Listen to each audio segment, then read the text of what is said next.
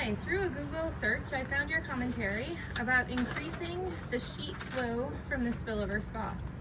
I have a piece of bluestone with a flamed edge hanging over the pool, and the spillover functions on a standard filter setting as well as a spillway setting that increases power of the flow to the spa. In my standard setting, the water runs down the edge of the bluestone and underneath, leading to much of the flow hitting the small recessed bluestone border down at the pool edge, resulting in an undesirable look and water loss. I'm looking for examples of what you've mentioned about a sharper edge to allow for less tension and more sheet flow, and welcome any advice you'd be able to give. Okay, so let me do this visually. You have a flamed edge bluestone. Love the material, beautiful edge. The challenge with it is it's a soft edge that sort of undulates, because if you realize what they do when they flame edge it is they're heating the surface of the bluestone so that the surface dries quicker than the moisture inside, and it pops. And when it pops, it gives you sort of that soft edge. The challenge with that is if the water's not fast enough, it rolls over to that edge and the water is holding itself to the bluestone. It's trying to hold on. Surface tension is trying to hold on. So it gets to that edge, whatever that edge is, and it's an irregular edge because it's a flamed bluestone, and the water immediately wants to grab on and hang on as gravity starts pulling it down. So it's hitting that edge, falling down, going back, going to wherever, hitting your secondary bluestone and rolling over, and you're not getting the sheet.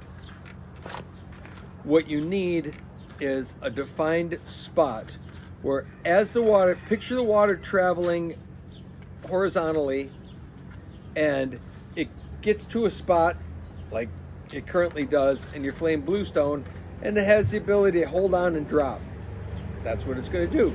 Just water by nature has that ability to hold it. It's trying to hold itself together in everything it does. If you're spilling water over long distance, you'll see it cone. It'll be thin at the top and it'll cone at the bottom because it's trying to pull itself together. Well, over that edge, it's pulling itself the same way.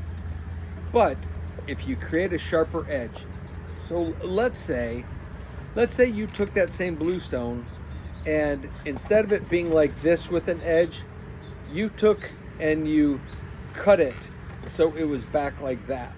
So now you have that cut edge, water comes over the top, and as much as it wants to pull itself this way and go back, gravity is pulling it down.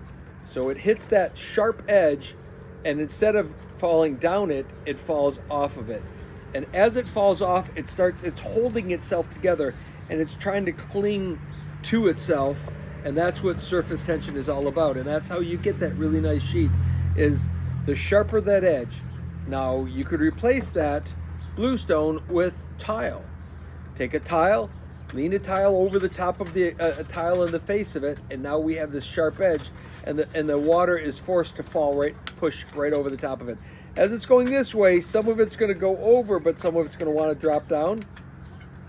Well, by either tipping that back or changing this knife edge and make it as sharp as you can,